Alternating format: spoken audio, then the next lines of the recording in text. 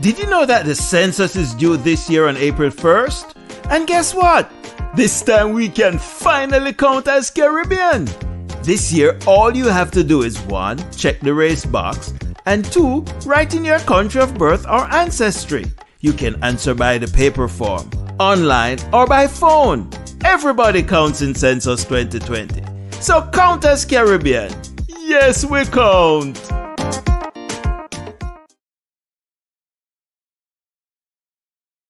Yeah! You gotta be firm in this time, son. Hey, what's up, Ride Along family? Welcome to Wednesday and welcome to the special. Yes, it's a special edition of Ride Along. It's Ride Along Networking Wednesday. Yes, networking. We're doing this thing with Mr. Jerry Hopkins, who's going to explain the whole process for you in a short while. But before we go on to anything, I want you guys to do this for me. As you come in, go ahead and share the program.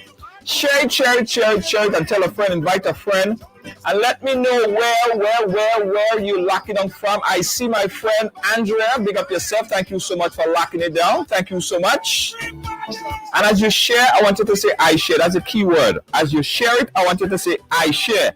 That is the key word that will get you on the inside, all right? Strength, no weakness. Share and say I share. All right? Share and say I share. Lydia James, how you doing? Big up yourself, big up yourself. If you share the thing already, I want you to say I share. If you share it already, I want you to say I share. Because today is a very interesting and important program. You know, when we have this type of program, and we get a chance to talk about very important things that are affecting us in our community, a lot of people shy away from it. A lot of people, they don't want to be a part of it. But don't be like that. I want all you to come in and take in some good advice, some energy, some good correspondence, some good information on this program today. Excellent information, superb information, important information. So as you come and go ahead and share the thing and say, I share all the way in Toronto, Canada. Why was I thinking Toronto, Florida? Toronto is in Canada. Toronto, Canada. Lydia James, thank you so much for locking down. We appreciate you all so much. Mavis Joseph, thank you so much. We appreciate you. Winsome Slocum, audio clear, but you're going in and coming. Winsome, I think that is your device. If you guys hear me fine, let me know. Give me a thumbs up or something like that. Charmaine Jeremiah, thank you so much for joining in. Let me make sure. That is your device. Yeah, I told you that was your device. I'm hearing it fine on my end. Calvin, how you doing? Big up yourself. I share from Grenada. Thank you so much, Calvin, and the folks there in Grenada. Thank you so much. Deborah James Roberts, thank you so much for sharing. Winsome, get a good phone. I'll buy a new phone because everybody else hear me fine. It's only you, Winsome. Otherwise, we have Spice Baffy. How you doing? Welcome. Lacey J, welcome. Good afternoon to you guys. The key word is I share. Share it and say I share. That's the key word. All right, guys, let me tell you what we're talking about today, right? So, Jerry Hopkins is a good friend of mine. You guys know Jerry. He's been on the program, an avid supporter of Ride Along. He brought this idea because it's something that they did every month, once a month, together with Sadio from Century 21, and a bunch of other good business-minded people from the Caribbean. Now, because of COVID-19, they're unable to proceed with the Networking Wednesday that was normally held in Brooklyn. So we decided to take it digitally, and I was very happy to accept the invitation to bring it over. Now, the first one we had was sometime last week. A few weeks ago. Last month, I believe. Now we decided to bring it back again. Now, I know when we talk about things like that, uplifting things, a lot of people tend to shy away from it. Things that's important to our community, a lot of people tend to shy away from it. But I want you guys to tune in and get all the information that you could from this. Today we have a bunch of business leaders, community leaders, activists, people that you could learn a lot from, and they're here on this program today. But that's not all. We want you guys to also chime in, come in as well. So we're gonna have, if you want to come in, we open up the Zoom so you could come in and talk and ask your question. Now, if you're a business owner, if you're a young entrepreneur and you're looking to learn information that could propel you to the next level, this is the program you have to watch tonight. All right, let me introduce my co-host. He's going to be hosting. I'm just going to be basically watching because it's my day off. Mr. Jerry Hopkins, sir, how you doing? Junior, fine, thanks. Special good evening to you and to all of our viewers and listeners, and especially to the folks on the panel here who I'm going to properly introduce shortly. And when we be talking about Ms. Robin Daniels, who is a lending specialist, lending relations specialist with the U.S. Small Business Administration, heavyweight. Then we also have Mr. Valence Williams, with 35 years of experience in financial advising, a Wall Street guru. He's going to be sharing with us today on stocks and what's good around this time and what you should be looking for and having a better understanding of the stock market. And then, of course, Cheryl Vincent and myself, who normally co-host this event with Edmund Sadio. Cheryl is here, and we are also going to share some tips on some do's and don'ts, things that small business owners should be doing during these COVID-19 times. Well, let me do this properly. For those who are doing this hearing about After Work Networking Wednesdays for the first time, it's a monthly event. We've been doing it for 5 years now. Edmund Sadio, of founding primary co-host, is not with us today, unfortunately, but I'm sure he's listening, and we wish him a speedy recovery. He doesn't have COVID-19, but he's not too well right now. And Cheryl Vincent and myself, we have been doing this for 5 years now. What it is, it's a forum where we bring together established business owners, aspiring entrepreneurs, investors, community leaders. We come together, we forum, we share best practices, we find ways and means to support each other.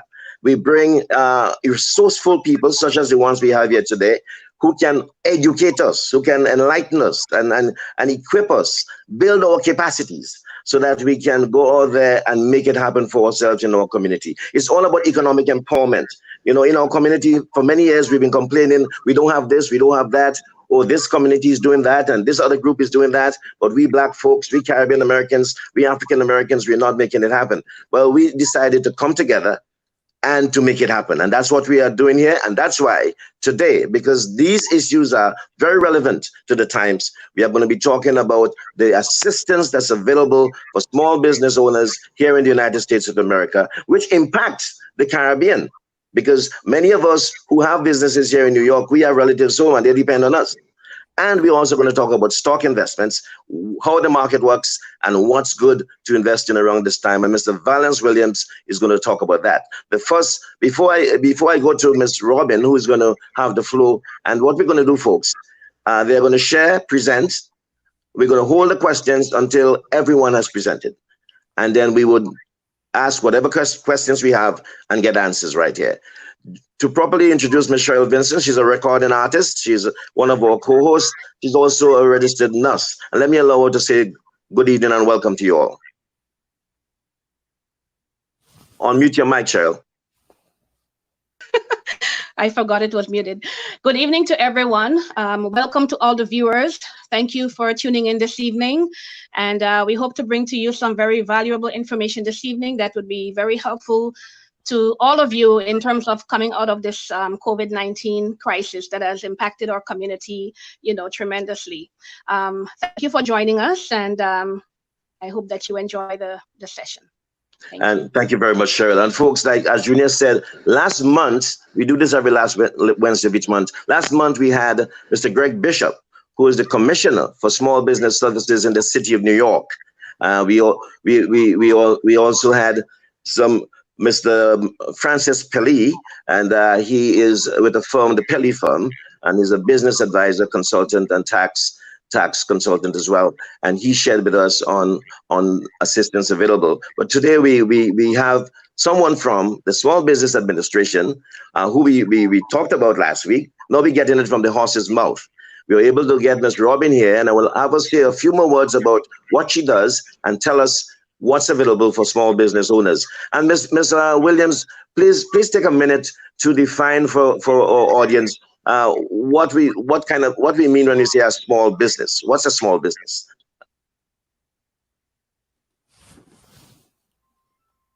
Miss Williams, you can not Robin Mike. Daniels. Robin Daniels, not Williams. Robin Daniels. We have Valence Williams and Robin Daniels.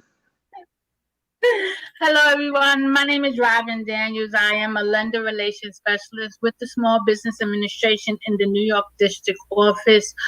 I'm here to just talk about the SBA's COVID relief economic program that is available to small businesses. It has a lot of information, so I hope you take your pens and pencils and have a nice take your papers and pens and have questions for me in the end. Should I just go straight into it, Jerry? Yeah, but just one thing, if you don't mind, explain to our audience, our viewers and our listeners, what business qualifies as a small business. It has to be 500 employees or less, correct? It's actually based on the NAICS code. You can actually go into the North American classification system on our website, and you can type in the industry that you're in. It will actually give you a code, and it's based on that. Some of them fall under 500 employees, and some of them fall under millions of dollars as a small business. It's based on your industry type. Yeah, I think the net worth is up to 15 million. If you're making over 15 million, you would not qualify. You have your maximum tangible net worth is 15 million. So if you're below that and you have 500 employees, you qualify as a small business. Correct. Good. Thank you. Go ahead. Okay, so let's get started. I had a PowerPoint presentation, but evidently they weren't able to download it, so I'm just going to read off my PowerPoint presentation from here. So the three major programs that we do have that fall under the CARES Act are the Paycheck Protection Program. We have an Economic Injury Disaster Loan Advance Loan Program, as well as SBA Debt Relief. Now, we also have regular SBA programs, base programs, which is the Economic Injury Disaster Loans, and that includes the deferment through 2020. We have our traditional SBA back lending, which also includes the new Express Bridge Loan Program, as well as no-cost business advising that we have with our small business resource partners. Now, the CARES Act has created small business emergency capital and payment relief. We have the Paycheck Protection. The Paycheck Protection keeps workers on payroll. It's up to a $10 million, and it's a forgivable loan if 75% is used for payroll costs. Now, in order to be qualified for the forgiveness, you must have full-time employees. Headcount must be maintained. Salaries and wages must be maintained. And you have until June 30th, 2020 to restore full-time employees as well as salary levels from any changes made between February 15th and through February 15th and April 26th. Now, we have the Economic Injury Disaster Loan Advance. Now, that's up to $10,000. There is no repayment, and you can do an online application joint with the Economic Injury Disaster Loan. Now, we also have the SBA Debt Relief on Working Capital. Those go for our general 7A, 504s, and microloans. Now, that has an automatic 6-month deferment payment on principals, interest, and fees that will be allowed through September 30th, 2020, and that's offered by our SBA approved lenders. Now, just keep in mind that borrowers will owe money when the loan is due if you have used the money for anything other than payroll costs, mortgage, rent, utility payments over the 8 weeks after receiving the loan. If you use less than the 75% for payroll costs, and if you do not maintain the staff or the salary levels as of 15/20, okay? So now the paycheck protection overview. In the first round, there was $349 billion that was provided in the CARES Act that was signed into law on March 27th. It opened on April 3rd, and funds were exhausted.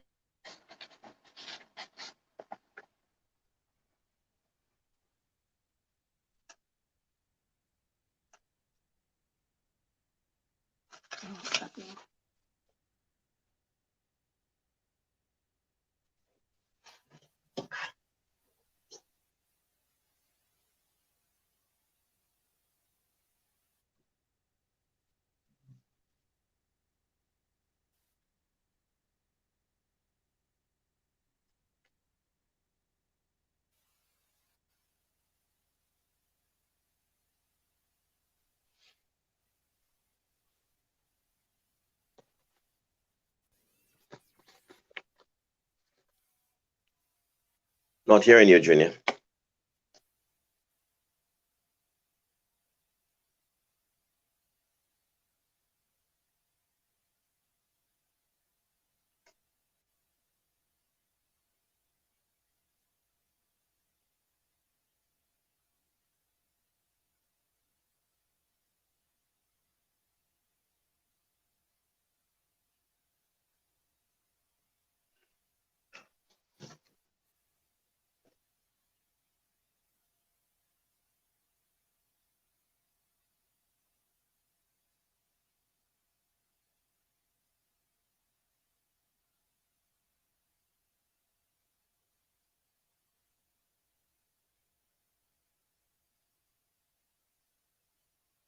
Robin, we're having some technical difficulties.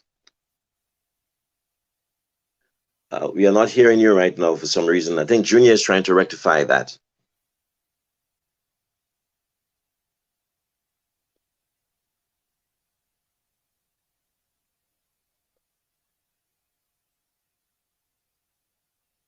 I'm not hearing you now.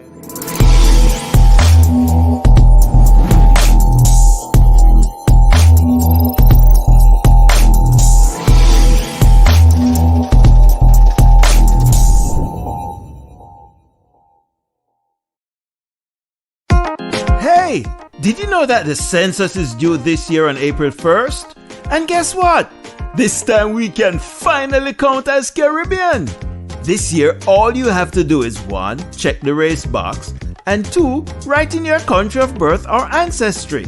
You can answer by the paper form, online, or by phone. Everybody counts in Census 2020. So count as Caribbean. Yes, we count. Yeah.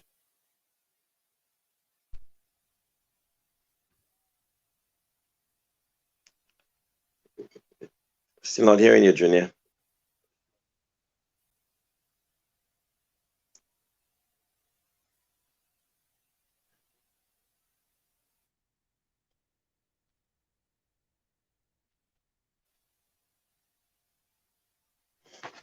Junior, your mic is muted. Junior, your mic is muted.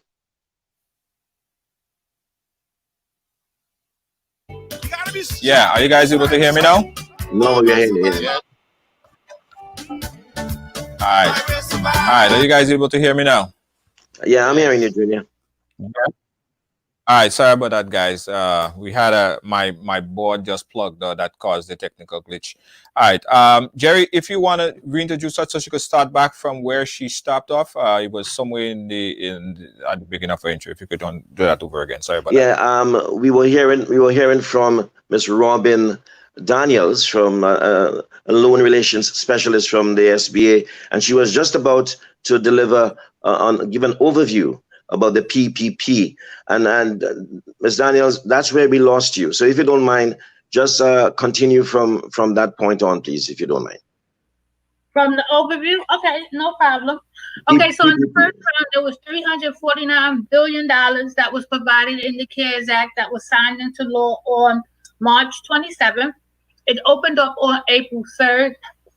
Funds were exhausted at 10 o'clock a.m. on April 16th. That means that we approved 1.6 million loans in that amount of time. SBA processed more than 14 years worth of loans in just 14 days. The second round was for $310 billion. It provided PPP as well as Healthcare Enhancement Act that was signed into law on April 24th. They reopened it on April 27th.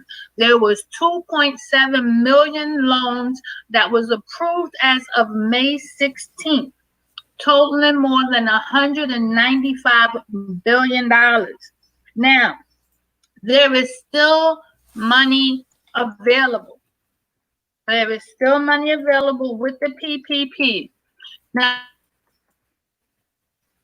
PPP so far has been 4.3 plus billion dollars. Now, the next one I have is the statistics that we have for our New York region. We have a total of PPP loans will be 281,000 plus, and there was a total of 37 billion plus funds that was in the PPP that had been approved. Nationwide, there was over 4.3 million PPP loans, totaling more than 513 billion, as I stated before, and that was approved in less than 7 weeks. Now, we also have other loan lender segments that are actually helping us process these loans. We have CDFIs, we have MDIs, we have fintechs, as well as credit unions that are doing the PPP loans. Now, this is eligibility. Who is eligible? Small businesses that meet SBA size standards, either industry-based or alternative size, as I stated before, through the NAICS code. Any business, 501c3 nonprofit organizations, 501c19 veterans organization, or tribal business concerns with a greater of 500 employees, or with the NAICS code that begins with 72, which is for accommodation and food services with more than one physical locations and employees less than 500 per location. You have sole proprietors are eligible, independent contractors, and self-employed persons. Now, what it provides? It provides a loan for up to $10 million with a 2-year term and 1% interest rate, of which of up to 8 weeks of eligible expenses are forgivable for those that maintain their employees or payroll, or use at least 5% on loan proceeds on payroll costs. Now, what is considered a payroll cost? Payroll costs are salary, wages, commissions, or tips. You have the employees' benefits that includes, you have vacation, parental, family, medical or sick leave. You have allowance for separation or dismissal. You have payments that are required for provision of group health care benefits, including insurance premiums, and payments of any retirement benefits. Okay, now for payroll costs as a sole proprietor or independent contractors, you have wages, commission, income, or net earnings from your self-employment. Now, you can actually go to our website, which is www.sba.gov/protection/find to actually find a lending institution that is actually doing the PPP loans. And you can actually go to, one more thing. When you go to the Paycheck Protection/find, what you do is type in your zip code, and it will give you a list of the lenders that are in your area that are doing the PPP loans. Okay. Now you can actually get more information if you visit our website at www.sba/paycheck protection, and you can find it's updated on daily basis. Now, if you have already applied for the Paycheck Protection Program, per the PPP interim final rules, funding is based on a first come, first served basis, and lenders should not hold or delay any application approved by the lender who sends them to SBA for verification. You should check with your lender to see if your application actually went into SBA's system. And once your lender receives the SBA approval, it must be dispersed within 10 days. Now, upon receipt, you should consider opening up a separate bank account to actually track your expenditures for your forgiveness. So the main thing in the forgiveness is also documentation. Keep everything, document everything. Now, the key points that are based on our frequently asked questions about the Paycheck Protection Program. Now, the PPP purpose is to keep paychecks going to Americans, regardless if a small business can fully open or not. Full-time as well as part-time employees should be counted in the total. Independent contractors and sole proprietors should file their own application. A business should not count them into the payroll estimate. Now, the maximum annual salary that is covered and capped is at $100,000 per employee. Their 8-week period begins the day that the lender disperses the loan to the borrower, and loans greater than $2 million will be reviewed to ensure that the borrower did not have adequate sources of liquidity or funding inside of the PPP. So if the loan has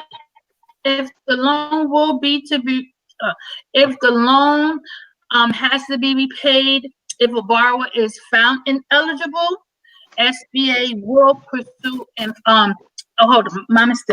Loans will have to be repaid if the borrower is found ineligible.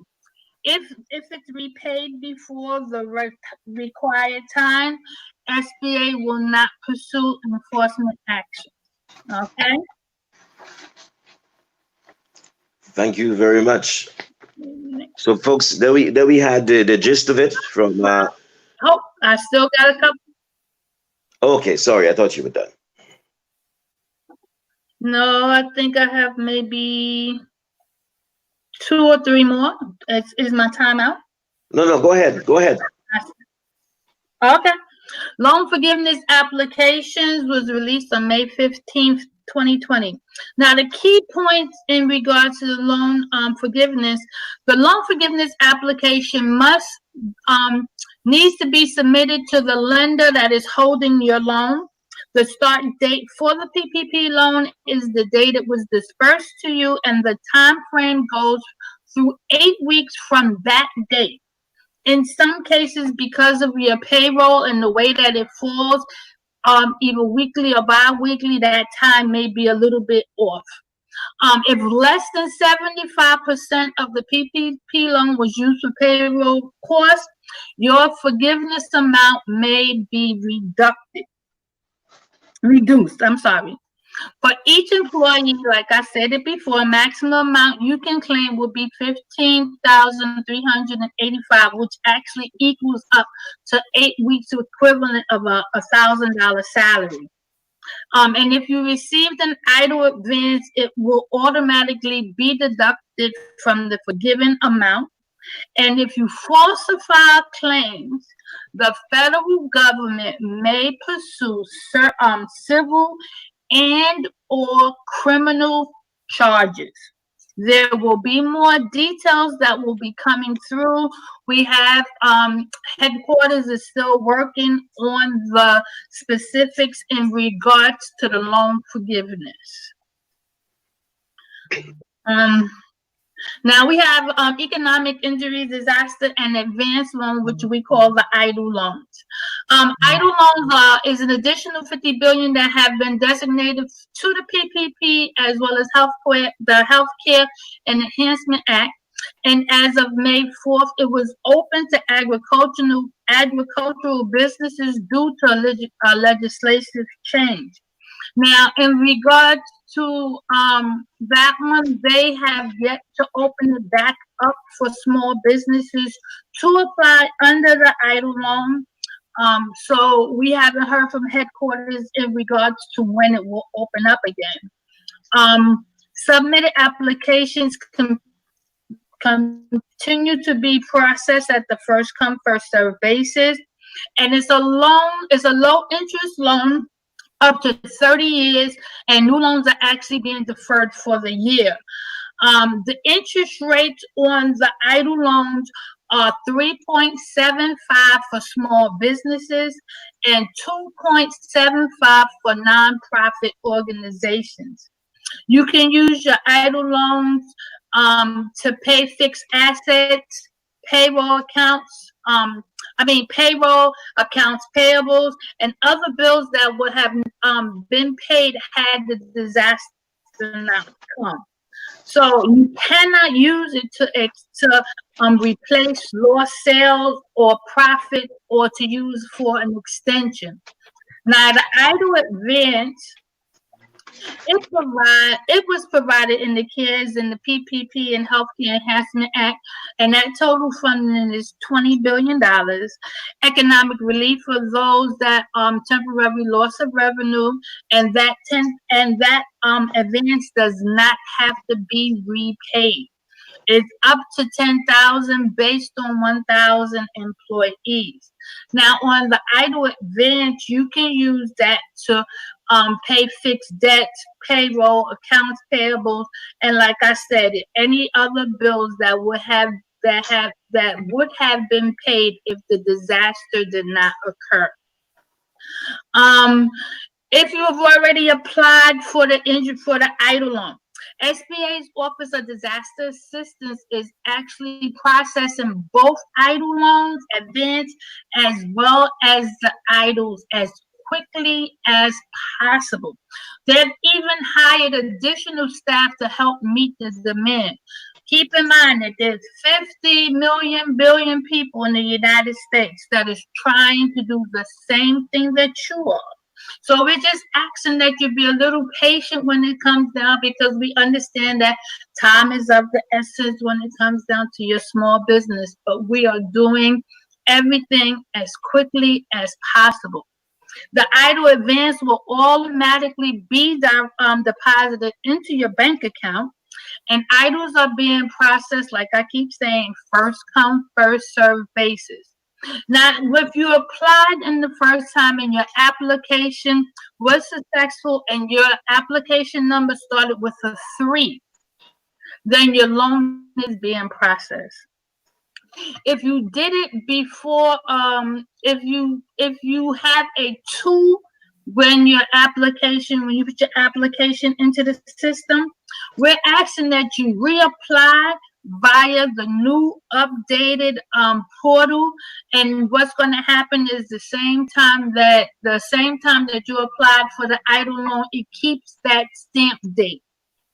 And like I stated before, it's still open to agricultural businesses such as farms and things like that.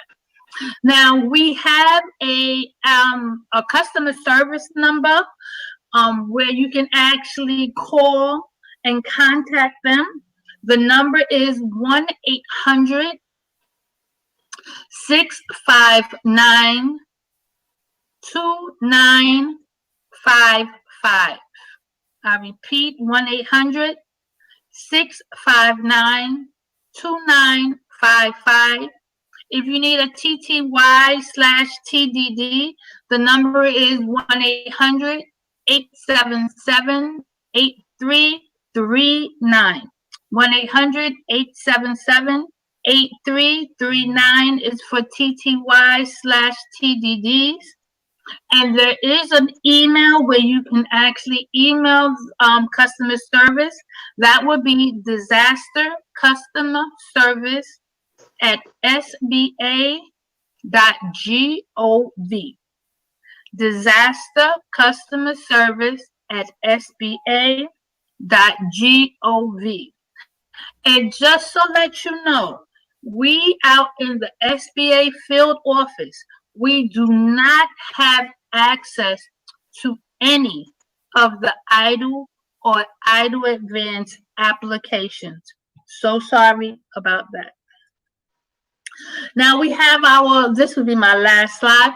We have our regular SBA-based programs, which is the traditional SBA-backed lending, working capital, as well as fixed assets.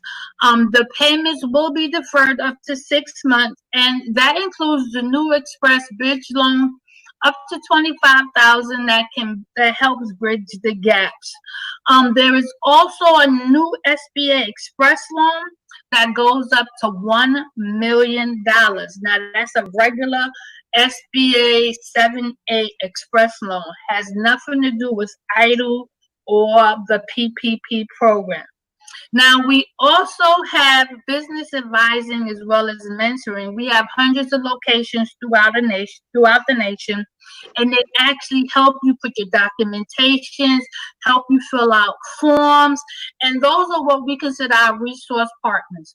We have SCORE that are located throughout the United States. We have small business development centers. We have women business outreach centers, as well as veterans business centers.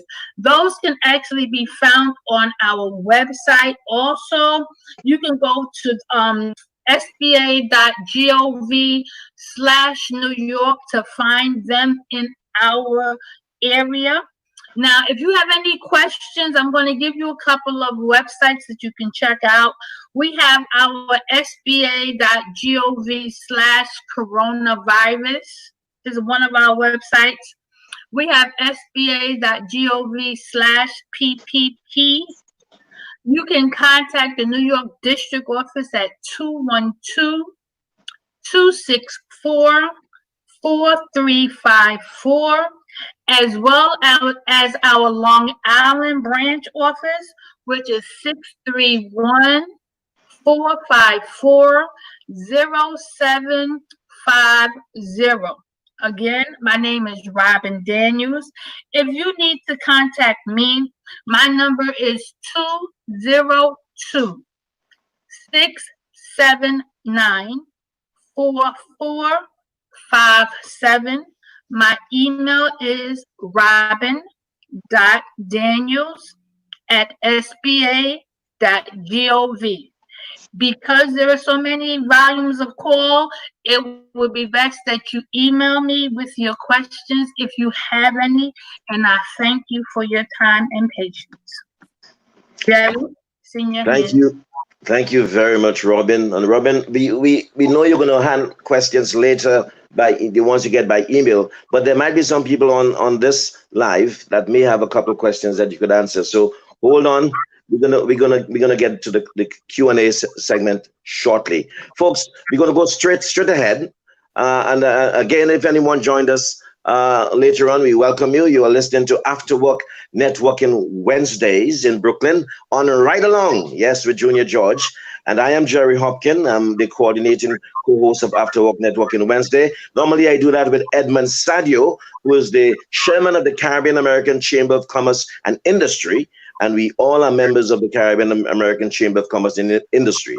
Sadio, Cheryl, and myself, the co-host of this forum. And folks, normally it's Sadio, Cheryl, and myself normally doing it. And today Sadio is not with us. Again, we say hello to Sadio and we wish him well as he recovers from a bout of illness. Folks, we're gonna go straight ahead. Jerry, let me just mention also, we normally have the damage band with us. Yes. Go ahead. Are you there?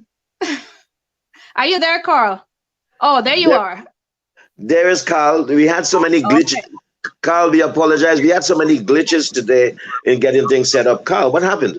Okay, Carl Archibald. Carl Archibald is from St. Kitts, Nevis, and he has been with us from the very beginning, 5 years ago when we started with the Damage Band, and he provides the entertainment and the PA system.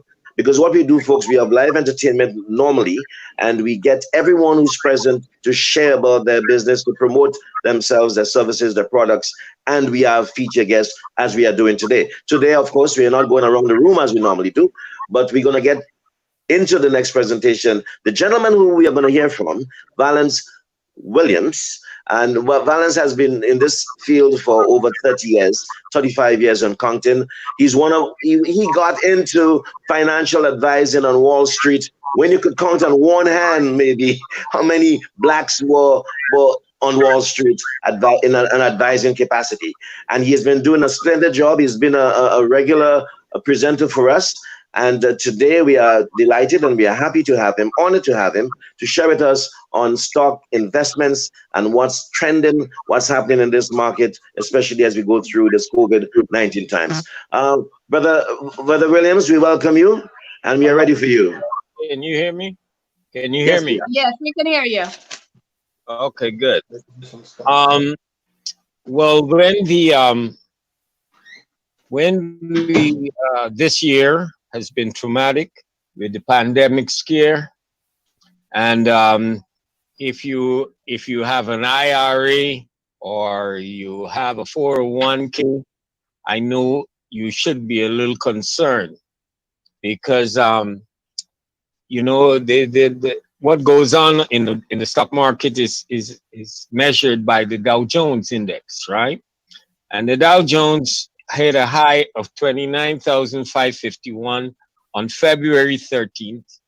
And by March 23rd, after the pandemic stroke, it was 18,591. So we lost about 11,360 points. Coincidentally, since then, the market has gone back to 25,000, the Dow Jones, back to 25,548. I started off with that because everyone hears on the news what the Dow Jones is doing, which is the major index of the market, all the stocks on the market. And it's very possible that some people might have a retirement account on the jobs, or you might have an individual IRA account. And I would like to address that. There's usually when things like this, I've seen this happen over maybe 10 times in the length of time that I've been on Wall Street. And some downside moves are larger than the others. I think it was, the last one was around 2008, the real big one, 2008. However, I know the people that have retirement accounts, either with your job or an IRA, etc. It's always good when these things happen. So just pull your statement out and take a look. Not to get nervous, but to realize that over the history of these markets, don't lose your control of your mental state, because every downside market in the history that I've been there in the last 30-something years, it goes back further than where it fell from. So one of the things that, however, that one can do, the market drops from something like 30,000 and goes down to 23,000, rather than get scared. That is when you should even think of adding to what your holdings are, because remember now, your retirement account, you're holding this long term, and in the long term, it all goes right back. So the reason I'm saying this, because I get lots of calls from friends of mine and clients, because people naturally get nervous. I can understand, because it's your money, your retirement money, and that is money that you are looking to not lose entirely. But these these situations, just like we just had this pandemic situation, no one could have actually predicted the extent of this pandemic situation. So these are things that we must all understand when you're investing your money, that they're what they call exogenous variables, things that come out of the blue and happen, and it can affect your account on the downside. However, keep in mind, because I've been there for so long, I've seen it happen every time without fail. The market takes a hit, people get nervous and they jump out. And by the time they're ready to get back in where they feel comfortable, market has gone beyond where it was before it dropped. So I certainly would like to re-emphasize that point, because so many people have, wherever you're working, you got some kind of retirement fund, or you have an individual IRA. Now, for the people that might, outside of the IRA and retirement fund, that maybe just have a regular investment account trying to make some money, you have a little more flexibility in movement, because usually when people have a retirement account, there's a tendency to not really sell, but just add. But when you have a regular account, then you have more flexibility of making decisions. But the downside, when the market drops, and if you bought IBM at $80, rather than sell in a situation like this, and you see IBM down to 50, you add at 50 because IBM, there's certain companies, when you buy good companies, the history of the markets have indicated that the good companies will always get back to where they fell from and much further. So with investing in your IRA or in your individual account, the most important thing is to buy good businesses, companies that got solid foundations. Of course, those of us that are professionals, we do go into speculations. We do speculation also. I wouldn't advise that to any of my clients. Maybe if you're younger, if you're in your 20s or early 30s, and you understand, how the market operates, then you could do that. But for the matured people, most people I know that are in the market have a retirement account and perhaps a personal account. The personal account is where you pay careful attention to when these situations occur that everyone gets nervous. And when you see everyone getting nervous, that's when you take a shot and step in, because it will go back. I would refuse to get into individual stocks. I don't think that is absolutely necessary. But if anyone has a question about a stock or something that they may be thinking of, I would sincerely and definitely be willing to answer. But I didn't really think that I wanted to come on here to give advice on which stock to buy. But if you would like to ask me a question, I'm wide open. Okay, so Valence. Yes, sir. And in terms of what's happening in the market right now, and I guess folks, get ready for your with your questions, because we're basically going to open it up to questions right now to both Robin and Val. We're going to take questions that you have. Maybe Junior, maybe you could source some of them from the thread as well. And if there's anyone you want to bring on, Junior, you can do that as well. But I want to start it off, Valence, in terms of what's happening in the market right now. You're saying that people should really pay attention to companies that have a solid foundation, a long history of success, and that it shouldn't matter. It shouldn't matter if they're not doing well now. As a matter of fact, it's to the advantage of the investor that a company that has a strong history of success is not doing well, because that is when you want to dive in and buy the stocks. Isn't that's what you're saying? Well, well, you see, when you got situations like a pandemic, people get nervous and there's a sell off in some of the good companies, right? So what the people that really come out on top are the ones that if you got a good company if you're sitting there holding IBM or something like that, Microsoft, Amazon, these are the companies that are consistently every year are profitable. So what you want to do is, if the price you bought at the price, if your price is up 40% and you see it come down another 20%, you add more if you can afford to. You see? Lovely. And over the history that I've been in the markets, over the 35 years, the market always comes back.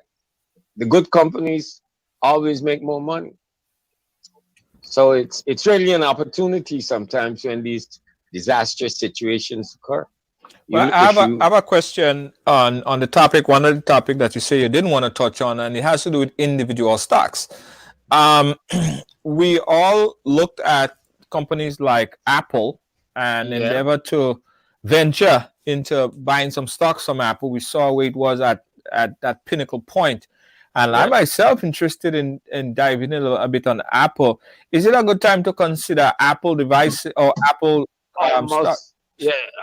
Yeah, that's a good question, because once again, every one of my clients has Apple in their account, because Apple is really a reflection of a global successful business that is very innovative, and Apple always makes a profit. So sometimes when you look at the price per share, you might want to say, let me wait until it comes down. But when these things like a pandemic come in, people get so nervous with the market, they forget that this is a buying opportunity. You see what I mean? Right, but should we look at companies that might fare better on the other side of it, like perception, right? So thinking of companies like Apple, is the perception that people will be more interested or more eager to invest in a company that most of its products are manufactured and made in a place like China? Because of just perception, I'm just thinking if that might affect the perception, and if perception might affect the stocks. Yeah, well, perception could affect the way that particular person thinks. But perception don't really affect the stock directly, unless the big institutions that are holding large sums of it feel that there's something negative. You see? I mean, you got mutual funds, right? You got different mutual fund companies, and every mutual fund company got a few thousand investors in the mutual funds that own Apple.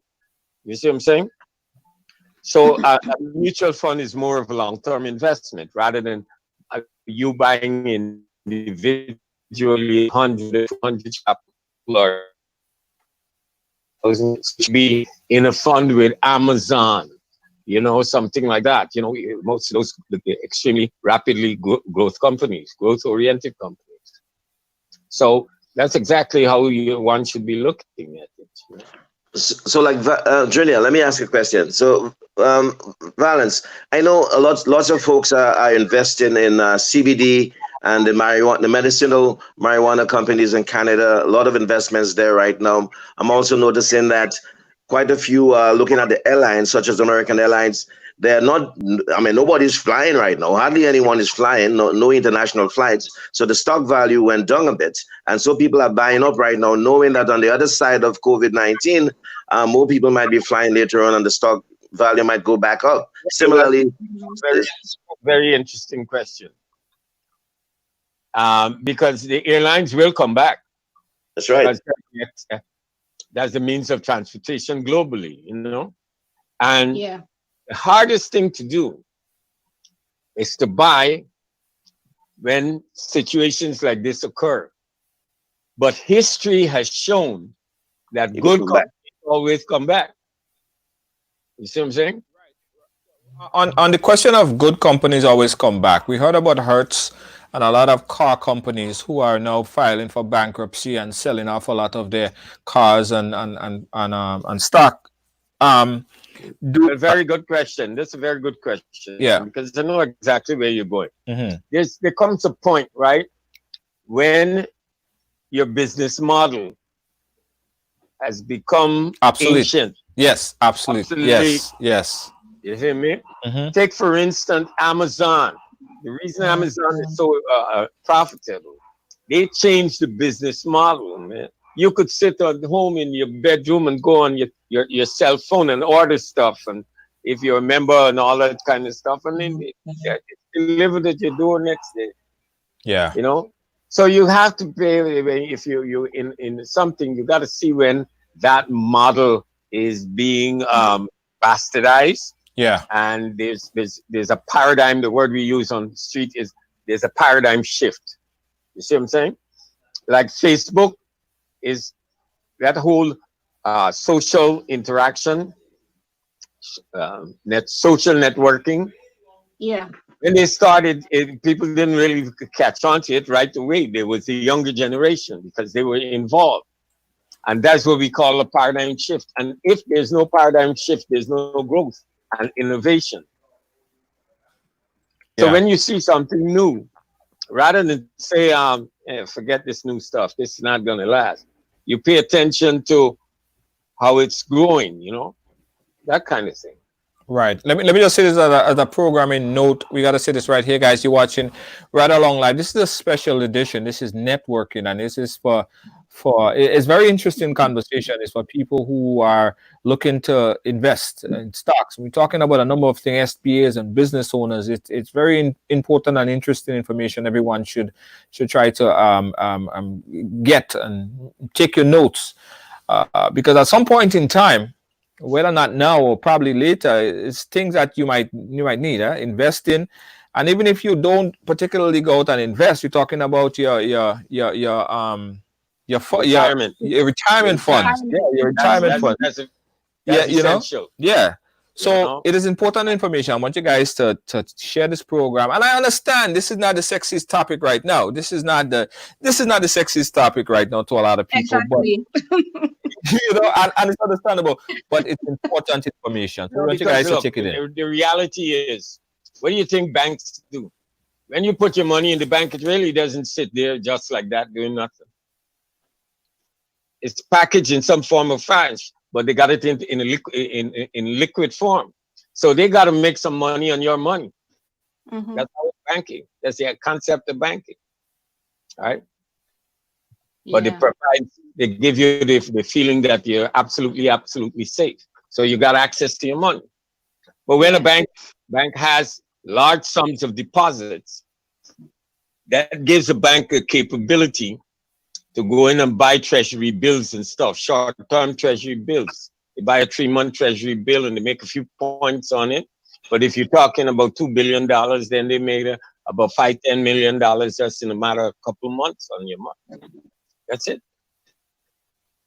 Yeah, I think a lot of us have to get out of that, the old mindset of, you put your money in the bank and, that's what we were taught growing up. But in terms of, really trying to get ahead in life, you really have to take advantage of these type of information, investing in stocks and that type of stuff. Yeah, as long as you start getting in the habit of paying attention, reading a little bit, because all these names. Look at all the names. Apple Computer, they've been around for a while. Everybody was Apple Computer. You got like we were just saying, Amazon, Facebook. That young man that came up with Facebook, I hold him in high regard. Phenomenal. And then he was smart enough to look around. I remember coming to the United States in 1969 as a student in university. And if I ran out of money and got to pick up the phone to call my parents in Guyana to get some money, I got to say, Pop, send me some money and come off quickly, or because that phone call already eating into the $100 of my father. That's right. No, this cat comes up with WhatsApp. Look what you could do now. You could call your friends all over the world. So when you see people thinking like that, and he also owns Facebook, this is the kind of people you want to invest with. because they're thinking of how the world is changing down the future. Well, he didn't invent WhatsApp per se. He bought WhatsApp as he did the Oculus But headset.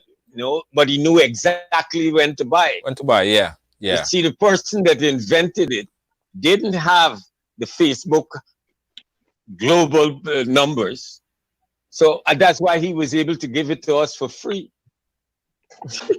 Yeah.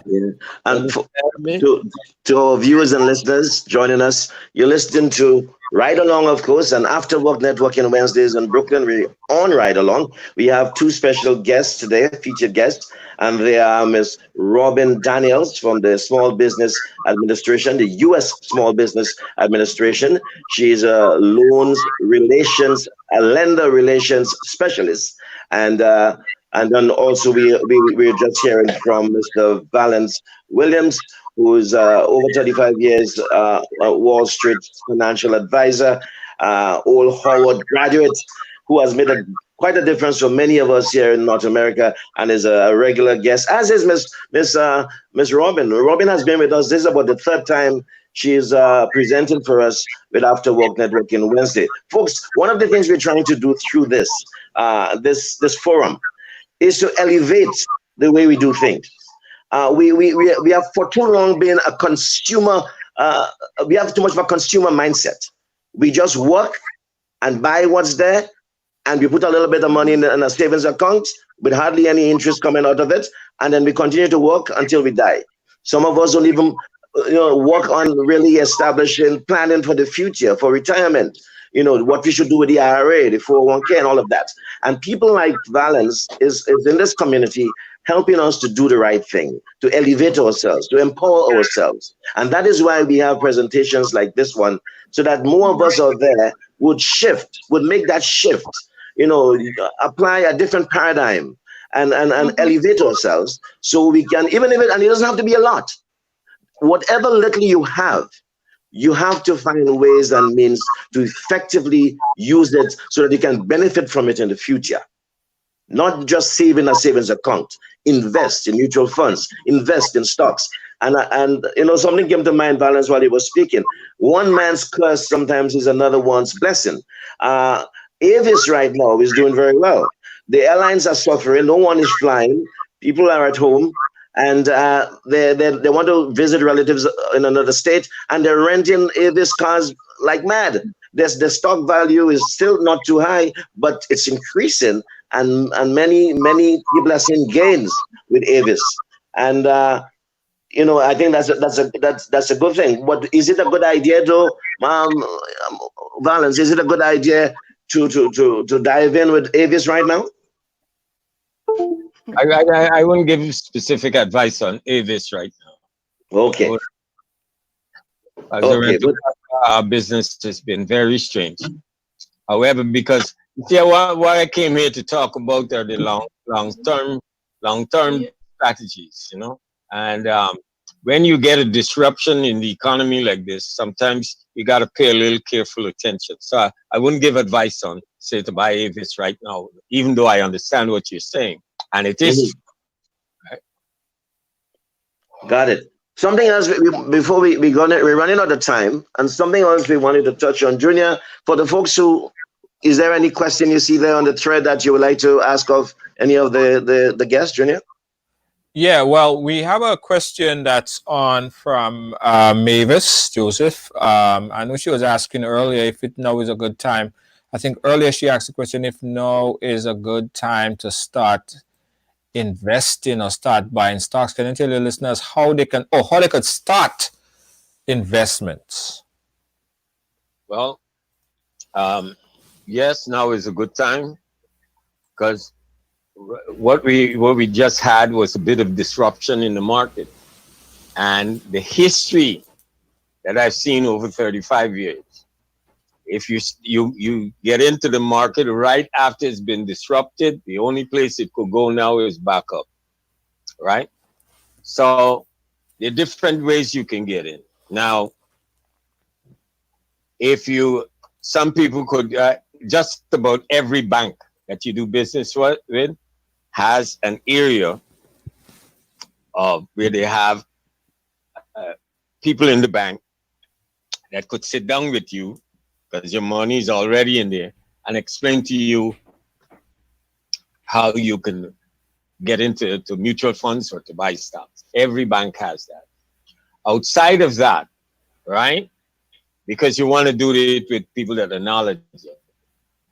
Outside of that, you would want to get, if you have contact with somebody like myself or anyone that you know that is a broker on Wall Street or with a Wall Street firm, then you contact them and say, let's sit down and talk. But if you don't, it might be best to start with the people at your bank, right? And I mean, as you got information from me, I think my information is available. You could give me a call if you need any more information. Valence, please share with the viewers and listeners your number, please.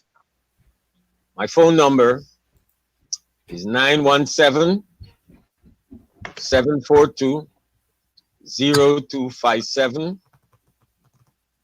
I repeat that, 917-742-0257.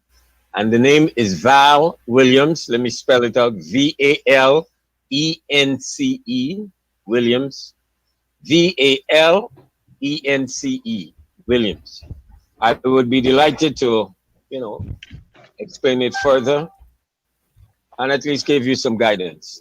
Yeah, Val, you're going to receive a call from me, and I'm sure a few of our other viewers who are interested, because a lot of people have been asking these questions. And as Cheryl said, a lot of people from the Caribbean, we just don't understand the stocks thing. We learn from growing up, you have a little change, you put it under your pillow, under your mattress. Man, you're going a little far back there. Well, hey, my grandmother did, right? It's true. But we don't quite understand. We know about the stock market. We hear about the stock market, and the first thing we think is that the stock market is for rich people. But you're making a good point. Yeah. But look at this. We know these things. Look how many people doing business with Amazon. Look how many people got an iPhone. Yeah. Look how many people on Facebook. Yeah. It's simple as that.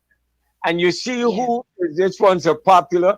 Nobody ain't got to tell you that Amazon making money or that Facebook making money. Yeah. Apple Computer making money. Yeah. I think some of us are afraid of letting go of the money. And I think one of the biggest things is, thinking long term, not thinking about, getting an immediate, gain right away. You have to think long term, and you have to, be able to let that money sit there for a while in order to make a gain. Long term. And, risk creates fear. Right. But risk is commensurate with return, which says, if you take absolutely no risk, then you just put it in a savings account and get 1% or 1.5%. Yeah. But for instance, if with retirement stuff, that's why they use the mutual funds, right? Most people have heard. When you go into retirement with your company you're working for or whatever, it's long term. So you put it in there. Some people forget about it, and then when you retire, you got a lump sum of money to work with, Yeah. Mm-hmm. So. Okay, Junior, just before we wrap up, the third part of what we wanted to share with our viewers and listeners, or small business owners especially, is that as you prepare, we things are going to be opened eventually. Many of our businesses are still closed, but some are planning and preparing to reopen. Some of our small business owners before they go under completely. And I just wanted to share a couple of tips on some of the things you should really be thinking about, in addition to investing wisely, and in addition to knowing what's available in terms of assistance from the federal government and from New York City and from the Small Business Services Department here in New York City. You also should be planning, so that you make wise decisions about how you reopen. And I'm just going to share a couple of tips. I did some research here, and one of the things that they're advising small business owners to do is to prepare your workplace for the transition. This might mean installing physical barriers in your store or office, changing your layout to create more space between workstations, closing communal spaces, and staggering shifts and breaks to minimize any unnecessary interactions. They're also advising that you may create an employee wellness plan to monitor the health of your employees or the people who work with you. Of course, you want to encourage them to test before they return to work. Maybe offer tests through an arrangement with a clinic that you're associated with, twice a week, once a week, just to make sure that you do temperature checks when they come into work, and you make sure that you're caring for the health of your employees and that they are caring for themselves as well. And there's also advice about implementing safety measures for handling physical items. Some people are avoiding cash and everything by electronic means to avoid touching tangible things that might be brought in by customers. So on curbside pickups, deliveries for companies that can afford to do that. But those are some of the retrofitting that can be done. That's some of the ideas of things that can be done for small business owners as they plan and prepare for the reopening or the end of the lockdown, so to speak. And it's happening in some states already, and gradually we've seen much of it being done here in New York. But we can't just stay at home and think that when the city says, okay, you can open now, we should just go back to things as usual. You have to prepare, you have to plan, you need to have a strategy and a plan to make it happen as safely as possible, because COVID-19 will be with us for a while. We do not yet have a vaccine.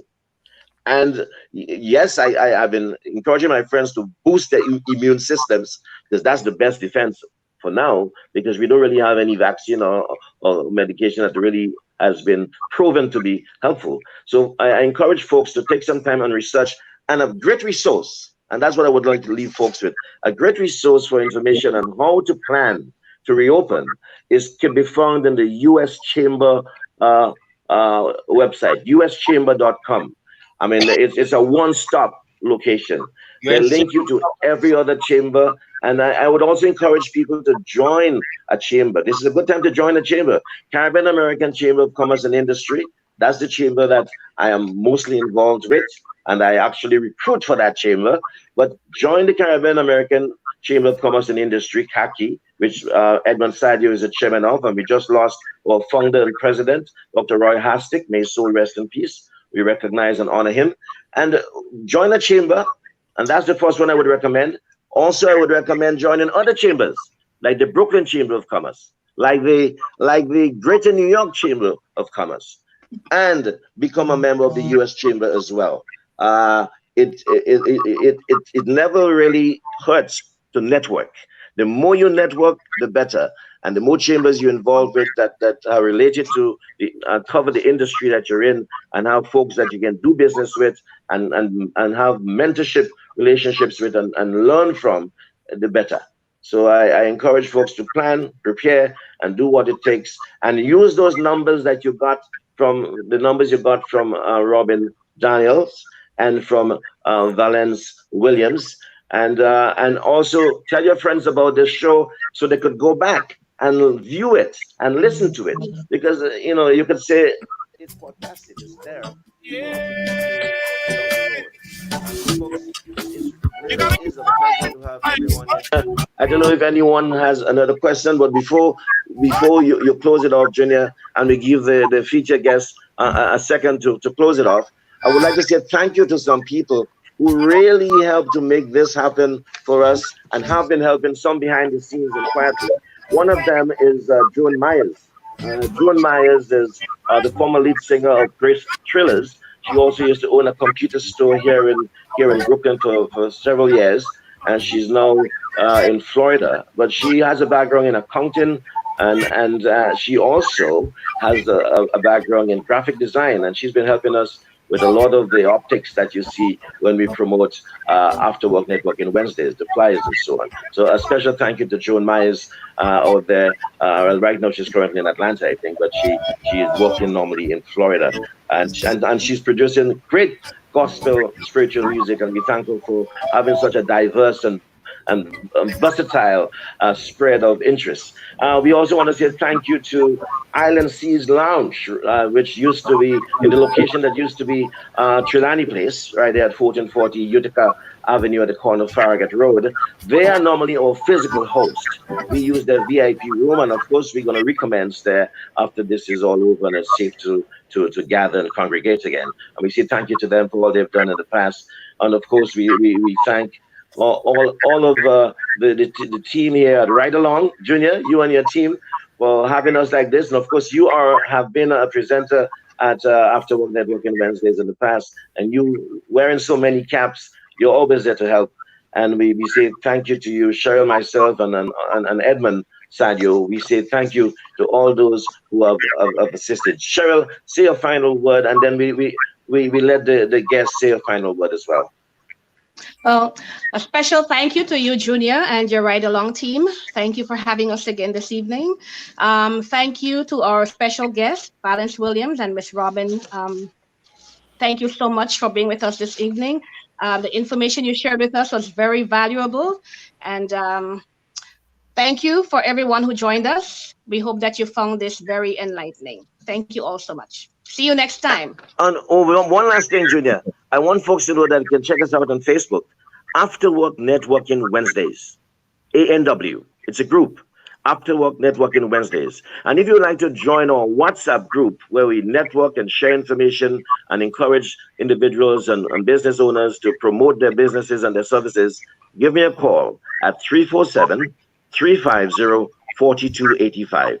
347-350-4285. Our slogan, our motto, our tagline is networking matters and it works. So folks, we encourage you to join us in this movement, this forum, and become a part of the Caribbean American Chamber of Commerce and Industry.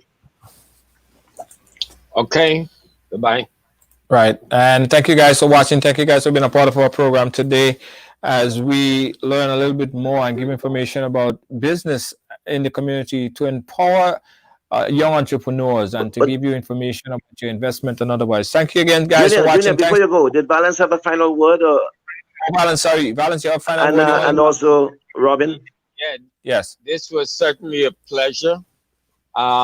Since I've been in my business, I've always enjoyed sharing information with my community because it's not every day you get someone that has the experience like I do to kick it to you in an understandable fashion. So this is very gratifying to me. Thank you very much. All right. And Miss Daniel, Robin? I'm just gonna say thank you for having me here. Again, my telephone number is 202-679-4457. Email is robin.daniels@sba.gov. Have a blessed night and be safe. All right. Thank you guys. Thank you guys. All right, guys, listen, back to regularly scheduled program. And I want you guys to go back and watch this program one more time, right? I want you guys to go back and watch it because there's so much great information in this. Everybody could learn from it. So go back and replay this program again and take some notes. All right? Very interesting and informative. Catch you guys tomorrow. RIdealong Live. Peace out. Bye-bye. Good night.